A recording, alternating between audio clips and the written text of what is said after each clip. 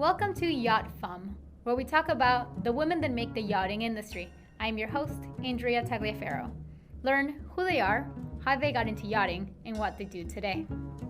Hi everyone, welcome again to Yacht Femme. I'm here with Laura Sherrod. She is Director of Yacht Insurance at Newcoast. Can you introduce yourself and tell us who you are, where are you from, and what do you do in yachting? Oh, thank you for having me, Andrea. I listened to some of your podcasts and just really impressed with you and the idea of bringing women together and just understanding the yachting industry. It's never been just about a male dominated or operation or female dominated. It's just there's so many things that are really wonderful about yachting. So I've had the pleasure of being a part of a family that's been in yachting for a long time. 1867 was when Merrill-Stevens started. And Whoa. so, yeah, I know. I wasn't there. But I did grow up in Coconut Grove. They had a shipyard in Miami, in Coconut Grove, and also on the Miami River that's still there, not owned by anybody in my family, but it's just been a great familial thing as far as watching the whole world of yachting grow up. So I have wonderful history on my mother's side. She was a yacht in the yachting world, and my father's side, he was actually in insurance. And so the kind of that his father was an insurance agent, so I got it on both sides.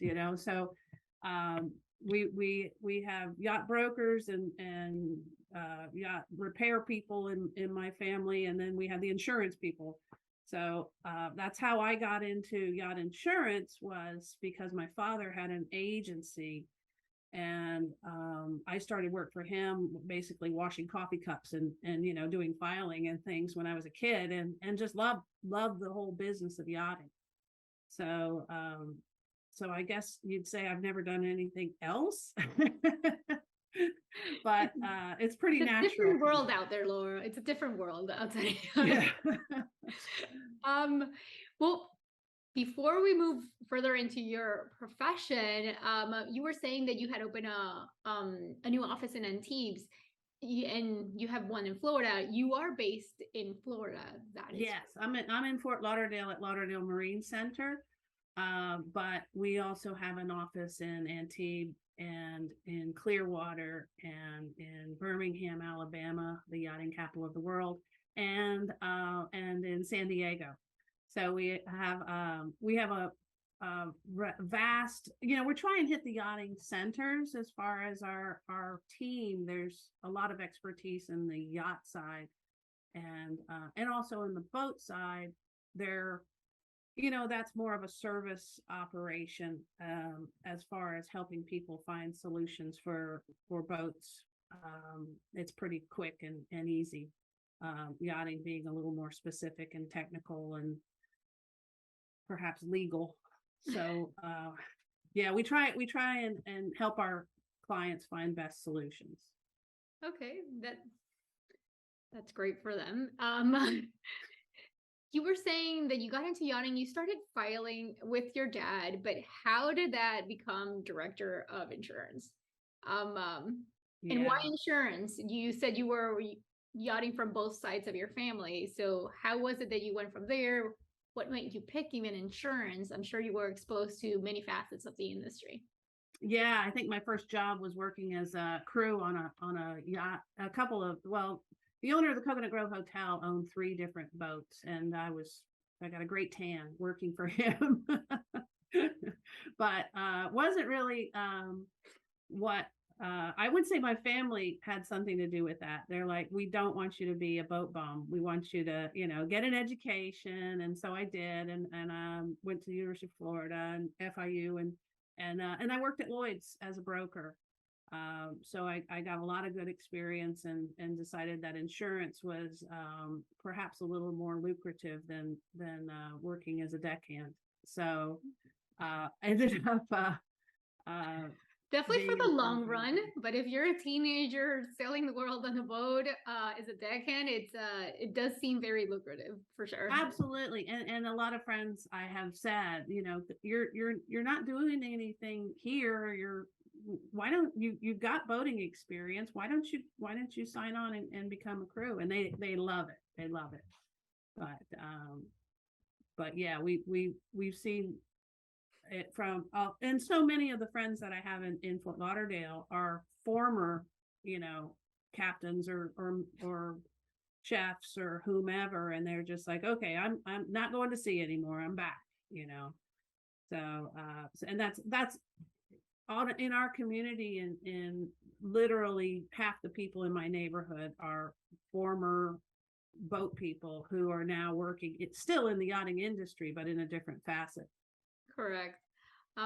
Yeah, when I moved to Fort Lauderdale, I didn't know about the yachting industry, which I know it's shocking because it's everywhere. Then it was like someone took the veil off and they said, "Oh, that is the yachting industry. This is what it looks like." Then everywhere I looked, I felt surrounded. It was like everybody was either crew or a broker. I was like, "Oh, all of these people are in the yachting industry. Wow. Okay, Yeah. got it." That's so true. Especially in Fort Lauderdale, you do have the people that were crew and now become land based. That's when you say the other facets. Very true. Very true. Don't go to Waxies. No. I used to live there for the rugby games. It was the best. uh, so, can you describe your role? What does it mean to be director of insurance?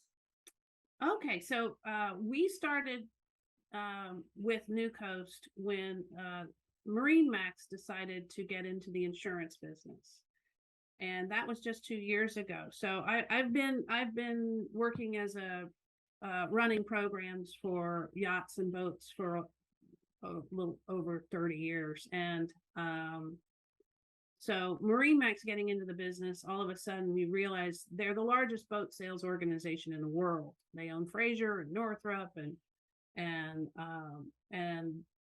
they sell 800 boats a month, so there's a huge opportunity as far as developing the insurance program. So we've been working with them, and building an insurance agency from scratch is a really difficult thing to do. There's a lot of technical aspects of it. You have to have relationships with the carriers, and then you have to build your clientele. So it's been a challenging first couple of years, but I think we're getting to the point where we're really, really everyone's enthusiastic. I don't know if you noticed, but MarineMax also purchased IGY this month, and so we're very excited about that relationship as well. So we don't just do MarineMax business, but yeah, they're our big dog. So, were you the first insurance office in their portfolio? Yes. Yes. So, And it was a team of 2 when we were acquired, and now we have 29, and that's in 2 years. So we're hiring great people, and we're doing it the right way. But to say that it's been a challenge is not wrong. I'm sure we all feel growing pains in a company are hard. Things change really rapidly when it comes to processes and everything else in the structure of how you conduct your business. We're seeing that in the moment, so I can really Yes, and hiring good people. I mean, it's all about the people. It's all about the people. So, we want to make sure that we're not just hiring for the sake of putting a body in the chair, because it's a relationship. And you were asking me before about people that I've worked with in the industry, and the young people that I have brought along, that takes years for them to develop their skills, and then they get to go out and do the same thing that I'm doing now. So I love that. I just think that's part of the industry that I cherish, is helping people come along in their business and flourish. Would you say that was your biggest accomplishment or your proudest moment or experience in the industry? I would say yes. When somebody comes up to me and says, thank you. I didn't know uh, how much I didn't know until I started working with you, and you brought me along and you taught me, and then I've had that happen just a handful of times, and it's so heartwarming. And they're off doing something else, or they may still be working with me, but it's just really, that's what the business is about. It's a small world, and we get to do fun things with people, and grow them in their business. So, and it took me 2 years to figure out that I thought I knew everything in yachting after 2 years. And after 5 years, I realized I didn't know anything. So it takes a long time to learn this business. And, you have to appreciate where you get your information from and who's helpful. And the whole mentoring, counseling, communicating. I love some of the organizations that have come along. YPY, for example. I'm a member of the Fort Lauderdale Mariners Club, Marine Industries Association, all of that networking that goes along with just being able to, and Andrew, you probably have this with IT as well, because you guys have such a tight network of people who you can talk to about things. But I rely on my friends to help me as they do for me. So, for example, we just had a really big insurance event happen on the other side of Florida, which was Hurricane Ian. And Ian causes all kinds of problems for a lot of people. And I pray for those people that are over there. But on the insurance side, we have to develop a plan of action right away. And so I had salvers calling me, hey, can you hook me up with some piece of property where we can put these boats while they're being evaluated as to whether or not they're going to be a claim or what they're going to turn into. That all that network and all that relationship has to come together. And there's a lot of communication that goes in that, along with the fact that you're trying to service your clients. And we have to put together a plan. And with a hurricane of that magnitude, you have devastation. So you're trying to figure out, okay, how can we serve our clients best? First figure out where they are, how their property has So weathered the storm. Can you take us actually through the steps of what that looks like, especially because it was so recent, or in your case, it's still ongoing? You see hurricane coming to Florida. What are your steps? Like, I'm sure there's like some kind of process that you're saying that's preventative, because there's some things that you've seen time and time and again that you can't avoid. They will be coming down the pipeline. So what does that look like for you? So just using Ian as a perfect example, it was supposed to go to Tampa, and immediately, just days before, it took a slight turn, and then another slight turn, and then another slight turn, and ended up hitting Fort Myers and Sanibel Island right on the nose. And and the reason why we're having such catastrophic casualties is because it's very flat over there. They had a lot of surge, and so that kind of forethought as far as planning for something like that. I mean, the whole coast of Florida was in preparation mode.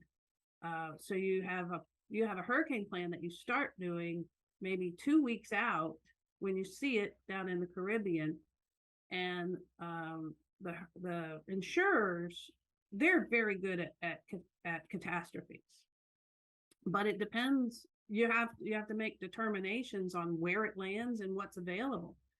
So I-75 was closed for a while. So how do you get your team to the area that they need to be at? Sanibel Island is cut off. It doesn't have a road anymore. So how do you get to Sanibel Island? You get there by helicopter.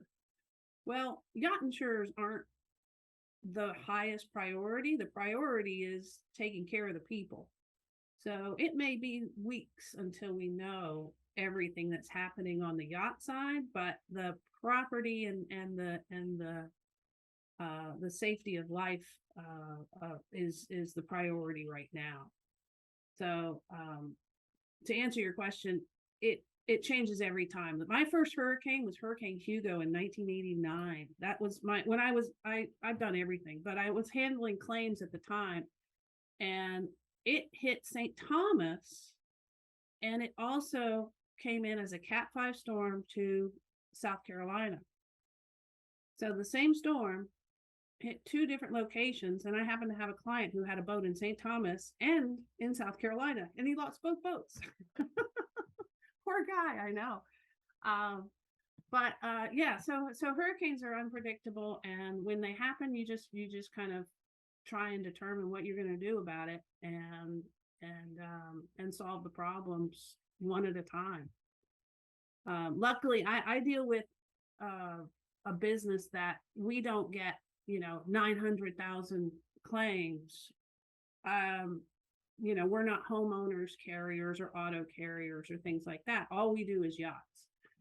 So typically we're very hands-on when it comes to the service of our clients when they have an event, and try and help them, try and get the best surveyors involved, try and get the boat salvaged and out of the area as quick as they can, get the repairs done. If it's not going to be repairable, then get it sold and get the owner paid quick.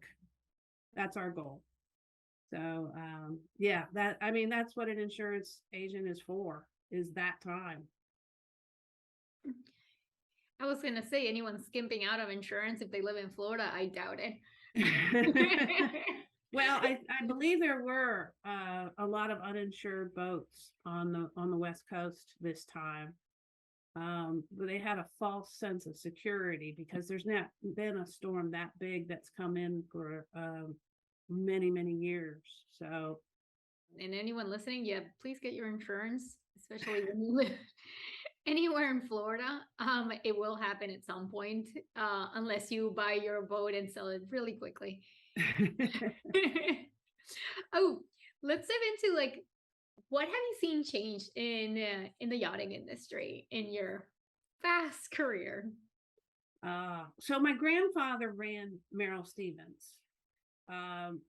He grew up at the shipyard. He was a Merrill, and I'd say, I have a picture that he used to have on his mantle of these tall ships, and I'll just show it to. I don't know if you can see this, but that was the front waterfront in Miami, and it's a picture of all these tall ships, Miami Bayfront in 1924. So you realize that our history of yachting is so small, is so insignificant in the whole scheme of time, that it's just amazing to me. And it used to be, and that's how the agency my dad was part of started. Was C.A. Hansen was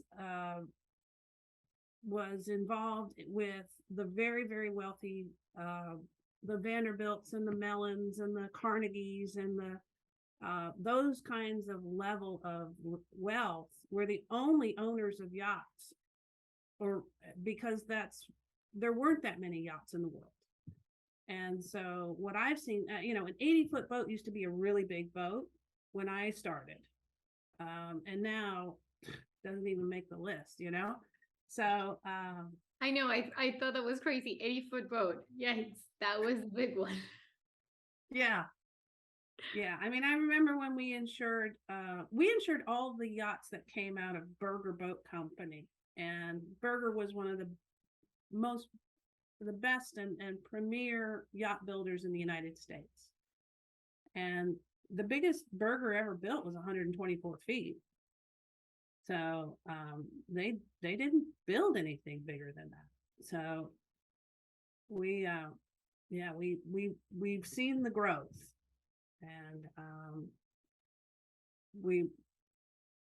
I wonder where it's going to go. I like to go to Monaco and see these monsters, and read about what's happening in all of these amazing, wonderful shipyards around the world. But I just don't know who's going to man them.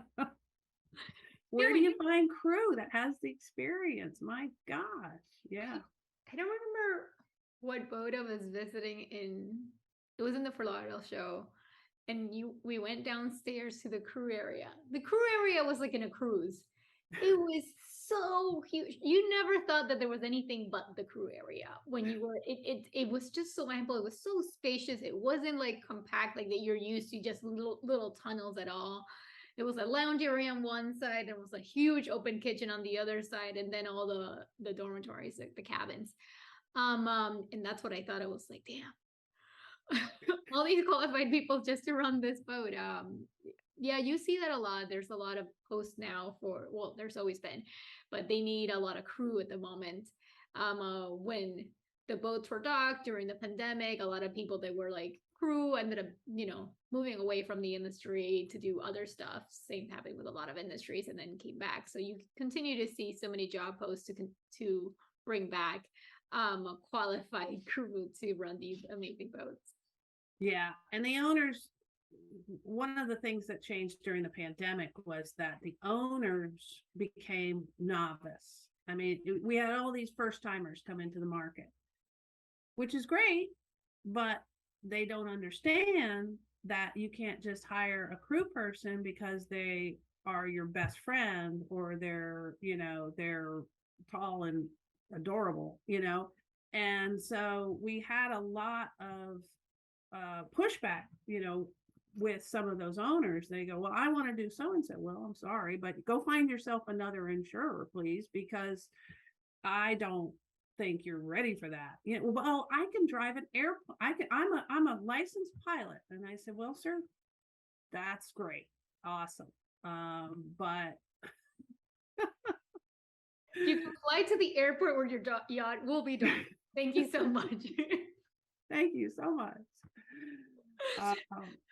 So yeah, that was, I guess, my biggest thing during COVID was that we just had such an influx of people coming into the marketplace that trying to find solutions for their insurance was, wow, really challenging. So sometimes you go, well, I didn't think that you took into consideration who owned the boat and who was the crew. Is that something that comes into play?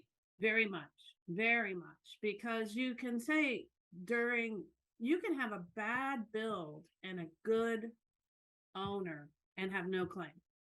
You can have a good build and bad owner and run it up on the rocks, so it's all about the quality of the owner and the crew making good decisions. So to use an example, in the boating business, there are carriers that don't even ask you if you've ever run a boat before. They don't ask you anything. They ask you, what is they run a credit score, and they ask you if you're married. And I'm like, okay, that works for them. But that's because they see if you've got a good credit score, you take care of things. And if you're married, you probably take care of things.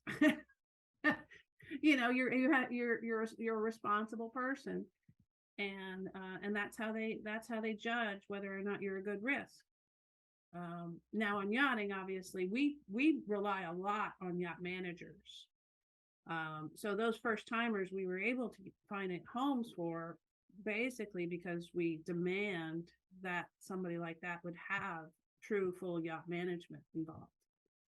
Okay, because I was actually thinking about that. If, for example, I have this great captain, I'm a new owner, great build, but what if that captain, after I get my insurance, leaves me in a month? You get your assurance or your risk evaluated because you have that yacht manager that you trust.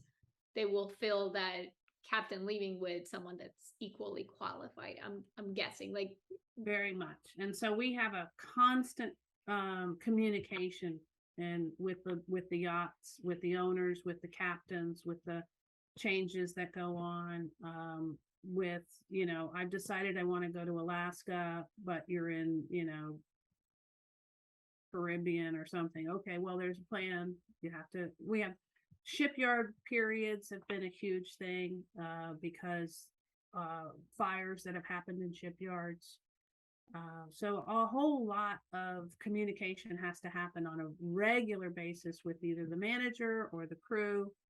And I'm not saying that captains can't run a boat.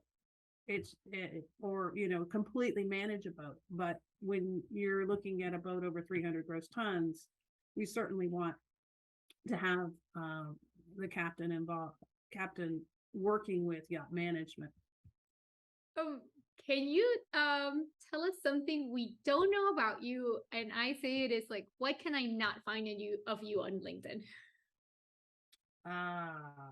Okay. Well, so I think that I have very long arms. No.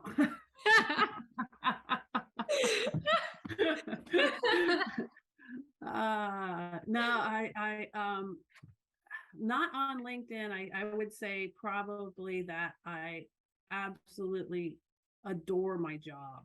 I love what I do. I love the history of yachting, and I love just everything that we are able to be a part of.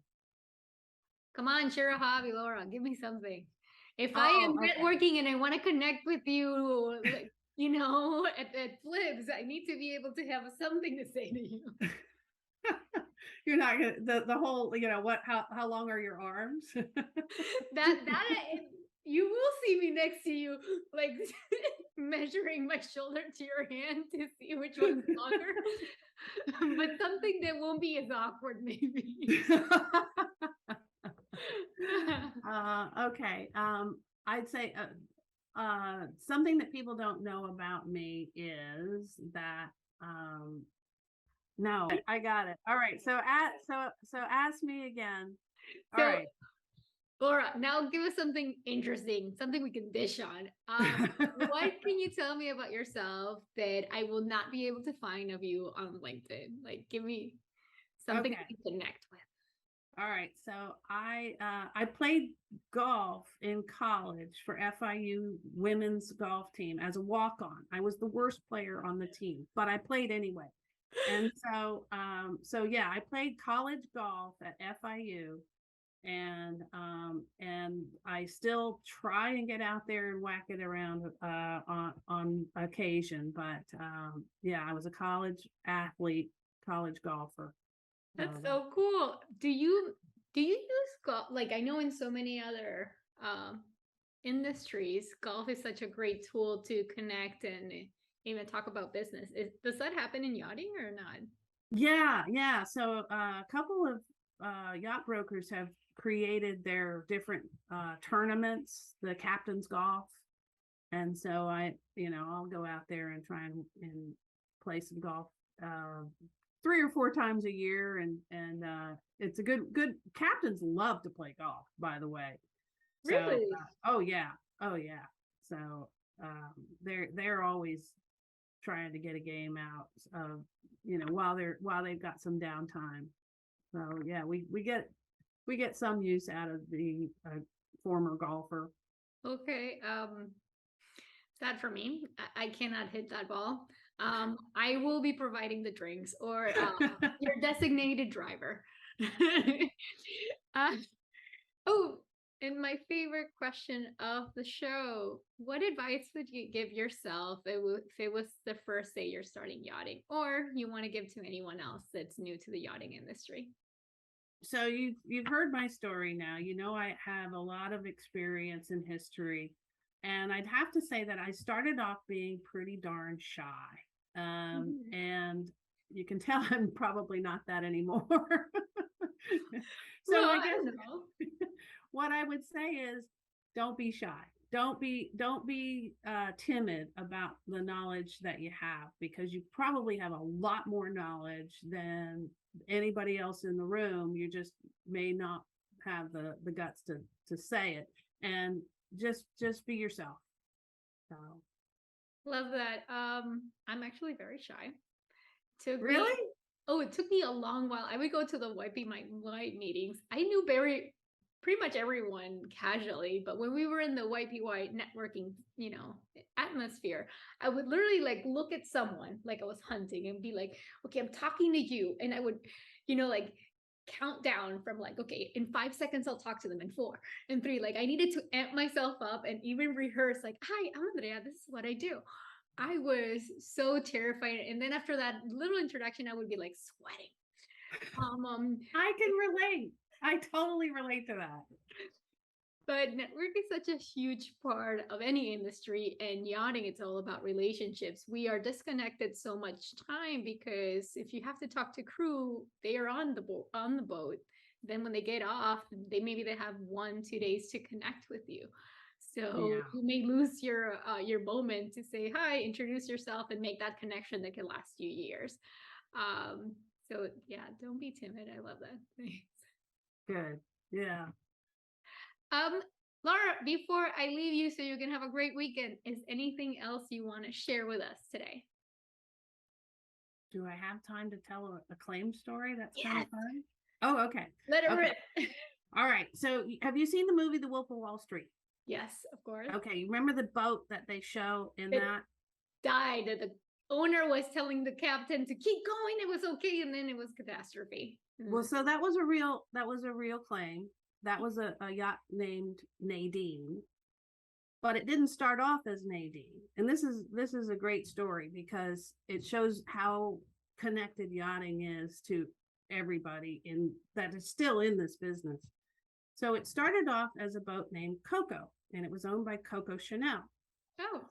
And it was built for her. And so it was sold to a guy named Mel Powers. Mel Powers, and had oil money. He was from Texas, and so he bought it, and he decided it wasn't big enough. And he took it to Merrill-Stevens Shipyard, and Merrill-Stevens designed and put in a 20-foot extension in the center of the boat. Cut the boat in half, added 20 feet to the middle, put it back together beautifully. And then Mel ran out of money. So now the boat is owned partially by Merrill-Stevens and partially by the bank from Texas. And my mother,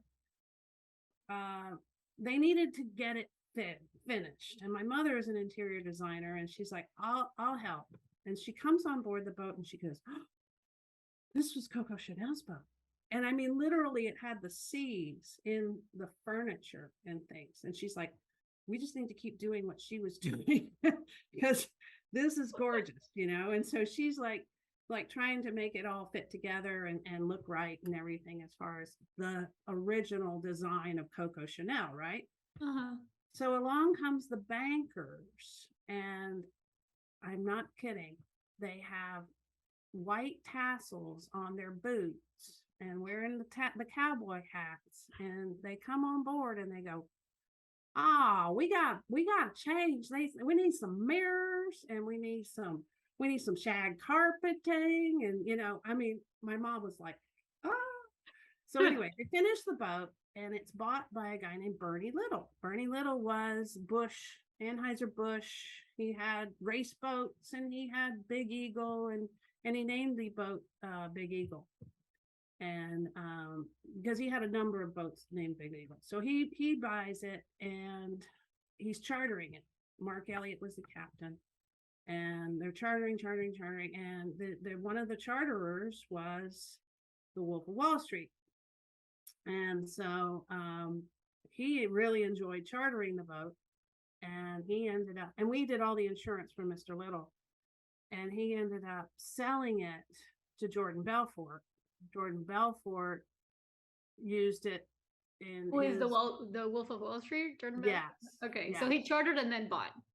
He chartered for a long time, and then he bought the boat, and that's the end of the story. Is poor Nadine going down off of the coast of Italy, and I got the phone call from Mrs. Belfort when they had been rescued by the Italian Navy.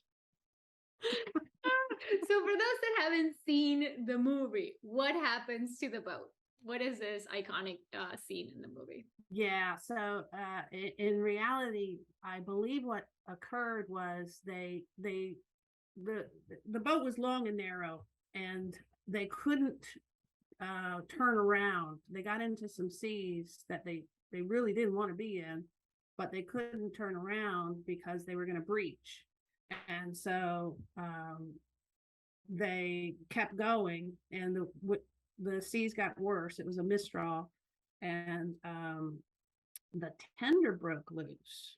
And when the tender broke loose, it came through, because the tender was on the foredeck. Tender came through the windows of the salon, and so they were taking on water, a lot of water, through those broken windows, and so that was kind of the death knell. So the boat sank, and off the coast of Italy, and everyone was rescued by the Italian government with helicopters. They actually had to push the helicopter off of the yacht so that they could rescue people, because they couldn't fly the helicopter off. So yeah, that was our claim. We paid that one. Well, thank God it was insured, huh? Yeah. Glad it was insured. Yes. Well, thank you for sharing. That must have been like one fun call. I can imagine being like Tuesday waxies, whatever, and you get one of these catastrophe calls. You're like, okay, this just happened way on the other side of the world. Let's go deal with it. Yeah. Then, yeah, that does occasionally occur. Well then, well, Laura, thank you so much for that story and for sharing everything else you did with us today in the episode. Where can people follow along? Follow you, yeah. Oh, well, LinkedIn, and our website is newcoast.com. So I'd love to hear from anybody. Sounds great. Yeah, follow her on LinkedIn.